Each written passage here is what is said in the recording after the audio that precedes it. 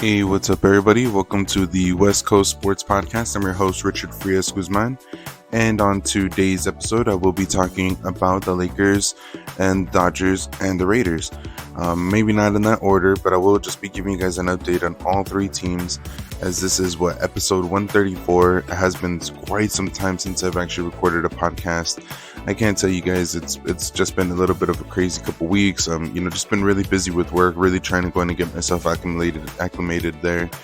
Maybe you guys don't know, but I did have a career change, or I did have a change in jobs back in September, and it's just been the company that I work for, it is an AC company. Now that it's starting to warm up and we're getting kind of ready for the summer here in Vegas, even though we have had a prolonged winter, we are just kind of getting prepared and ready for the summer, and it does kind of get a little bit ramped up during that time.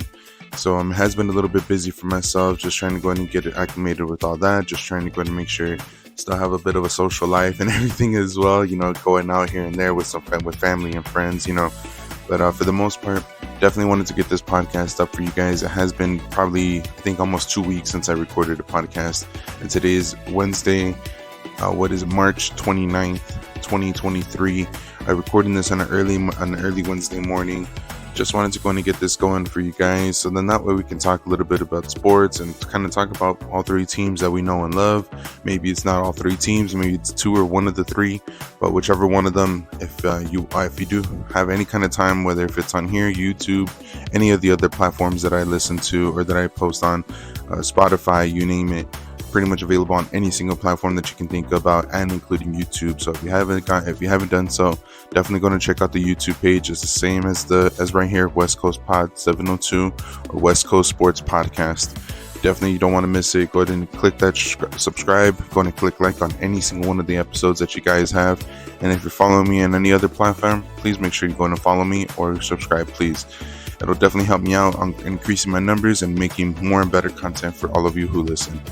So with that being said, guys, I do just want to take a quick minute just to go and remind you guys just before we go and start talking about sports, take a quick minute just to go ahead and check out this page here for me, guys. It is my wife's page, and she actually just got done making some really incredible chip bags. If you guys are a GTA fan or Grand Theft Auto, the video game, you'll definitely like these. She just made them, so definitely go and check them out. I actually posted it on my timeline as well, so you guys definitely have to go and check it out. It's Rosie's Designs EST 2022. If you guys haven't done so, definitely check them out. You have all kinds of customized chip bags that you can go ahead and get. All kinds of designs that you can think about. If you actually check them out, you'll be able to see all the different kind of designs that my wife has been able to come up with. So if you have any kind of events, parties, anything that's going on, definitely go ahead and send her a DM. Send her a DM. So that way you can have a little extra snack or something like that at your next event or party. So with that being said, guys, definitely go ahead and drop a follow. It is Rosie's Designs EST 2022. I guarantee you won't be disappointed. It is one of the things that she has been working on for quite some time, and I gotta say they are incredible if you haven't seen them. So with that being said, guys, I do want to jump right into the podcast. I guess we can go ahead and kind of start off with the Raiders, as the Raiders have been pretty busy in their offseason. They got a whole lot of things going on. Season's kind of, people are thinking that season's kind of right around the corner, but we still got some things to go in and go through until then. We still got the draft and everything, and a lot of people are thinking that the draft is going to involve a whole lot of movement. People think that, maybe Lamar Jackson could be moved right around that time, all depending on what happens in the draft and everything. Miami Dolphins have been one of the teams that have been rumored to maybe go after him. The Raiders have always been rumored to go after him. A lot of people have kind of been asking, should the Raiders go after him? In my opinion, if the money's right and everything, obviously you don't want to go and tie in so much money into a guy like that. But to me, Lamar Jackson is definitely one of the top quarterbacks in the league, and he is the epitome of what you kind of need nowadays for a quarterback. You need a super athletic quarterback that can actually run, not just throw the ball around the yard. Now, he has actually improved, I think, as a passer here, because a lot of people, the whole criticism or the whole thing on Lamar Jackson was he's a great athlete. He could run the ball like nobody else, but can he pass? Can he actually be a quarterback? And I think in the past couple of years that when he's played, has actually showed that he is capable of that. he is able to go ahead and become that kind of a quarterback. So if you guys haven't done so, definitely check out any kind of videos in the past couple of years of Lamar Jackson. And you can kind of even see, even in his days in Clemson, he already had that in him as well. But that's just me. Now, when it comes down to it, though, guys, I honestly don't think, if you're asking me, are the Raiders going to go after Lamar Jackson? I really don't think so. I've mentioned it before in one of my podcasts here that I've done. I think it's been a while now. I think it's been ever since the whole Derek Carr thing happened. When it came down to benching him and everything, and with the last 2 games still to go in the season. Now, the thing that I noticed is Dave Ziegler, Josh McDaniels, they've been talking about that they have a plan. They have a plan set up for everything when it comes down to, free agency, when it comes down to draft, so on and so forth. And I'm a firm believer in that. I mean, in my opinion, I think you need to have some sort of a plan ahead of time. You can't just wing it all the time, especially when it comes down to something like this. And especially if like one player or one thing changes, it can throw off your whole entire game plan. So I feel like in cases you have to have some sort of a plan or some sort of game plan and like set. And from the sounds of it, Josh McDaniels and Dave Ziegler have talked about that for the most part, they haven't really moved away from that plan. So my idea is that I think that the Raiders, Josh McDaniels, Dave Ziegler had already this plan of they were going to maybe go after Tom Brady, maybe Aaron Rodgers, whatever the case is. Maybe that was their plan A. Plan A, get one of those top quarterbacks, get one of those top veteran quarterbacks that are still out there. Well, maybe not so much with Tom Brady, but with Aaron Rodgers. In my opinion, things that I've been hearing even from the Packers is that the Raiders and other teams have not been able to go in and come up with enough in a trade package for Aaron Rodgers. And in my opinion, I have no idea what they're asking for, but I've heard anywhere between like 2 first-round picks or something like that. One this year, one next year, maybe even a second-round pick this year, something like that. Which, in my opinion, it's way too much. Last year for Devontae Adams, we only got him for a first and a second. My opinion, if you give him a first, maybe a player or 2 here and there, then there you go. And especially with the way how they moved away from Darren Waller, I believe that was actually one of the big pieces that they were looking at.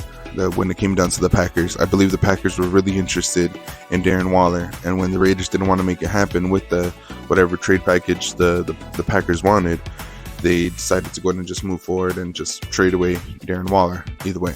So I feel like in maybe a few cases they went like with their plan B, and not to go to talk bad about Jimmy Garoppolo or anything like that. He's still an NFL quarterback. Dude's probably, I don't know, hanging out with all kinds of women and everything right now, for all I know. If you guys don't get that joke, there's been all kinds of rumors talking about, Jimmy G is a big time prostitute kind of guy. He likes to sleep around. Sorry for anybody if I'm trying to keep this a little bit more PG-13, but for the most part, there has been reports talking about, there was even posts like from the Bunny Ranch about, hey, hookers for Jimmy G or something like that. So if you guys haven't gotten around those jokes, definitely do so, because I think they're hilarious. But for the most part there, guys, when it comes down to everything with Jimmy G and when it comes down to this whole plan, I could definitely see it. I could definitely see where they're kind of going along. My idea, though, I think that their next plan or their next step in their plan is to make sure that they get some sort of a great quarterback in that first round. Now, a lot of people have been looking at that maybe like Anthony Richardson kind of falls down a little bit and goes down to the 7th spot. Some people have been talking about that the Raiders have been wanting to move up into the draft, maybe the 3rd spot, so that way they can get their pick between, Bryce Young or CJ Stroud. Sounds like it might be Bryce Young because I think the Panthers are for sure going with CJ Stroud for the most part. But again, all kinds of curveballs can be thrown our way when it comes down to that. Now that we're talking about curveballs and everything here, guys, I did just want to go and transition on over to the Dodgers and from there. As the Raiders, last couple things that I can kind of just, finish up on when it comes down with them. The Raiders have made all kinds of free agency moves and everything. If you guys haven't kept up with them, I've been a little bit, it's been difficult for myself to even catch up with them and everything. So if you guys haven't done so, definitely no big deal. But the Raiders have definitely been busy this offseason, signing all kinds of free agents, but mainly, if you guys have been looking at them, you guys are probably like myself. Who are these guys? Where did they come from? What did they do last year? Kind of like that, And if that is the case, don't be so alarmed, because I hate to go and say this, and I was talking with one of my coworkers about this. The Raiders, in a way, have been becoming, the Patriots West in a way. There's a lot of similarities with some of the players. A lot of the players are former Patriots, so on and so forth. Now, me, in my opinion, I don't care where they played. If they can play good this year for the Raiders, that's all I care about. But when it comes down to it, yes, people pay attention to all that and this and that and make a big deal out of it. It is what it is at the end of the day when it comes down to that. My biggest thing is, if you're able to go ahead and get good quality players, even if they're not well known, even if a lot of people don't know who they are, whatever the case is, even if they're not, in that case, to me, they're not going to ask for a whole lot of money. That means that you're keeping costs low, you're signing good quality players, you're building up depth, and you're making sure that this team has players around it. So in my opinion, it is definitely a good thing to go and do. If you haven't seen some of the players, you even got some people like some of the wide receivers that we picked up when it comes down to Jacoby, when it comes down to Dorsett, when it comes down to some of the linebackers. I believe there's a linebacker from the Steelers that we ended up getting. It looks like overall things are kind of going towards the right direction. I believe we even picked up Michael Epps or something like that, or something Epps, Brandon Epps, something like that. Dude was a solid player for the Eagles. Would definitely like to want to see him out there. Can't wait to really just kind of see what this team looks like. Once the draft goes on and everything, we'll be able to go and see more what the team is going to look like. Hopefully we can go and get some really good defensive players to go and build around the team and to kind of build up that defense, honestly, because our offense looks solid except for maybe the offensive line, but I'm hoping that gets kind of firmed up and shored up this offseason as well. So we'll have to see what happens when it comes down to all that.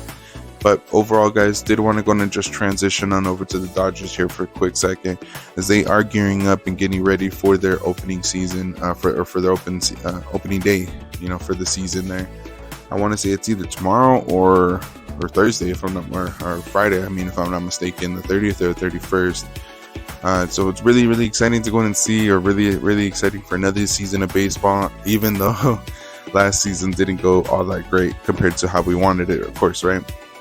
Now, with that being said, guys, I do think that this is a whole new team. If you guys haven't really kind of kept up with some of the moves that the Dodgers have made, Cody Bellinger is no longer a Dodger. Justin Turner is no longer a Dodger. You have Trey Turner, who's no longer a Dodger. So we have had some movement when it came down to all of that, But it is one of the things I think this team needed a bit of a change. We needed some new blood in there, something like that. And a lot of times you kind of got to see that Dave Roberts was going with the same guys over and over and over again. And of course, managers, team, coaches, they get like familiarity with certain players, they trust certain players, and it is what it is when it comes down to all that. You can trust certain players, you can go ahead and have your guys and everything and this and that. But if it's not getting the job done, you need to go ahead and have some changes, right? At least that's what I think. Now, there has been some changes when it came down to it, to kind of let you know overall. It looks like Miguel Vargas is going to be over at third base. Then you have Miguel Rojas, actually. Miguel Rojas, who's going to be over there. And I actually don't think it's Miguel Vargas. I think it's actually a different first name. My bad if I did mispronounce, if I did misspoke on that one. So the other things here when it comes down to it, the outfield, that's I think been the biggest thing for everybody. You have guys like what's his name? Wow, I can't believe I forgot his name. Hayward. Is Justin Hayward or something like that. But anyways, with Hayward, I know that he has been a big name in the league and everything, and people want to go ahead and hype him up. I think it's going to take him some time in order to kind of build up, in order to be more consistent. I honestly think it sounds like also he has already gotten the opening day spot for James Outman. For James Outman, it sounds like he's already kind of solidified that he's going to be in the outfield out there. Now, where exactly, whether if it's going to be center field possibly, or maybe left field, I'm thinking it's more going to be center. I'm thinking, Mookie's going to stay in that left. I'm pretty sure it's most likely going to be Chris Taylor out in left field, but we'll have to go and see. But overall, really excited to go and see what this team's going to be able to go and do. I'm really excited for this pitching rotation. If everybody can stay healthy, I mean, just with our opening day starter with Julio Urias, he's arguably becoming one of the best pitchers in the league. I think he really showed that as well in the World Baseball Classic, even though, of course, Mexico did not finish all the way. They ended up getting eliminated by Japan, if you guys didn't catch that. So just a little bit of a heads up on that. But with Julio Urias, and then you have Clayton Kershaw, you have Dustin May, you have Tony Gonsolin, you have also even a couple of these prospects even coming up. You even have Buehler. I think a lot of people ended up forgetting about Walker Buehler. He's supposed to be coming back this season as well, so we'll have to go and see exactly what happens when it comes down to all that, guys. My opinion, honestly, especially with the changes that have been coming up with the change in the shift, you can no longer do a shift. You have to play up front. You have a player in short, you have a player in second. You can't go in and move them over to the other side of the bag just because that player tends to go and pull the ball quite a bit. So I really do think that we're going to see more and more plays where players are going to have to go and become a little bit more athletic, a little bit more defensive, and possibly I think you're going to see a little bit more runs, just because people are able to get on base more here and there. So we'll have to go and see what happens when it comes down to all that. But I really do think that this season is going to be a really nice season to go and watch. So if you guys haven't done so, I know with all the changes that major leagues have made, people are kind of like thinking, oh, is it going back to the old ways, isn't that? I think so. I think it's going to make it so then baseball is going to be fun again. You're going to have a lot of those amazing plays from shortstops, from second basemen, from third basemen. You're going to have really, really great plays, even from the outfield coming in to go and say to catch a ball or something like that. So I really do think it's going to create some more excitement in baseball. But let me know what you guys think. If you guys kind of agree, if that's the case, if you're thinking that these changes going back to the older ways of baseball are going to go and help, maybe make the game a little bit more exciting. Even the other thing that's been implemented when it comes down to the pitch clock, pitchers have a certain amount of time in order to go ahead and throw the ball. I've actually been wanting to go and research it. What's going to happen if there's if the time expires? Whether if it counts as a ball or something like that, or we're going to have to go and see. But I probably should have researched that, if anything, before I got on the podcast, right? But with that being said, though, guys, I did want to go ahead and just kind of mention when it came down to the Dodgers, starting their opening day here pretty soon. It is one of the things that I'm most looking forward to going back out to Dodger Stadium and watch a couple of games. Hopefully, I can do so before it starts getting kind of warm out there. But I did want to go ahead and take a quick minute here just to go ahead and transition on over to the Lakers. But before I do so, guys, I'm going to take a quick minute to go and talk to you guys about today's sponsor. So, guys, today's sponsor, it is none other than Prodo. Now, if you guys are asking me, what the hell is Prodo? Now, Prodo is a great protein company where they have all kinds of baked goods when it comes down to like donuts, pies, or brownies, all kinds of desserts that you can think about when it comes down to it. They even have their own protein powder. They have all kinds of desserts that you can think about when it comes down to it. I'm actually waiting on my next order, so that way I can actually post a video for you guys and show you a little bit more about what the products that they have. So I mean, anything from sweets to protein powder. And I know what you're thinking, wait, Richard, those things don't go hand in hand. People usually don't buy sweets and protein powder in the same place. Now calm down. Now the fact that this place is a protein powder makes good quality protein powder, they use that same kind of method in some of their sweets as well. They make it so then these sweets are not going to go ahead and be the the negative delight or whatever you want to call it. They're going to make it so that way you actually feel good eating these things. You're not only just getting a sweet, tasty delight treat, but you're also getting something that's healthy for you, something that's actually good in protein or high in protein, low in sugar, low in carbs, and actually is good for you. So not only are you eating something that's good, but it's also good for you. So if you guys haven't done so, definitely go and check them out. You'll find them on Instagram, you'll find them on Twitter, Facebook even, I believe, and it's going to be Prodo Shop. So that's PRODOUGHSHOP. Definitely going to check them out. I'll also be posting them on my Instagram and my Facebook, Twitter, everything from there, so that way you guys have a link directly over to them. Again, so if you guys haven't done so, definitely going to check them out. Their website, their Instagram, their Twitter, Pro Dough Shop. Again, that's PRODOUGHSHOP. Definitely going to check them out. I guarantee you won't be disappointed. And as I mentioned, I'll make sure to go ahead and post something when I actually go and get my next order, so that way you guys can go and see what kind of products they have. And don't forget, if you are going to be dropping any kind of an order or anything like that, I have a discount code for you guys, so that way you guys can get 10% off on anything that you order from there. That's WestPod702. WESTPOD 702. Again, that's WestPod702. And you can get 10% off of anything from Pro Dough Shop. And you'll be able to go ahead and check them out and at a discounted price. So, with that being said, guys, I do want to go and just transition right on over to the Lakers here. As the Lakers have been, kind of being inconsistent as usual. If you guys haven't been following the season, me, honestly, I've been trying to catch as many games as I can, but sometimes it gets a little bit difficult. And then when I catch scores or I watch it on my phone and this and that, some games I'm extremely happy. But even on the games when they're playing good, I don't really want to get too excited, because I'm like, all right, cool, you guys won. But you guys know you need to win more games. At least get some games in a row. Get 2, 3, 4, 5 games in a row if you guys can, or 3 games in a row, lose one, and then go on another 2-game winning streak, or whatever the case is. But I hate this lose one, win one, lose one, win one, lose one, win one, or win 2, lose 2, just crap like that. It really does, in my opinion, it really does get, not annoying, but it's frustrating.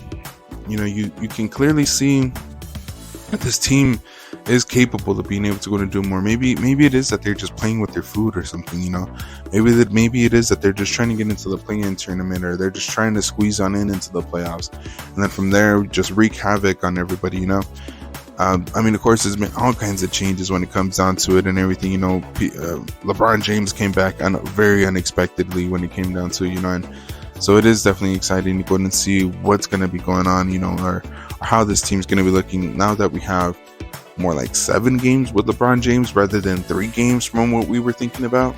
If you guys haven't seen it, definitely go to check out the post-game presser, or the post-game interview for LeBron James from the Sunday night's game against the Bulls, which, by the way, they're going up against tonight on Wednesday night against the Bulls again. So we definitely have to go and see. I'm hoping that this one's a victory for sure. But if you guys didn't catch that game, definitely going to go on YouTube, check out the interview for LeBron James. This man really said that he went to the LeBron James doctor of foot or something like that.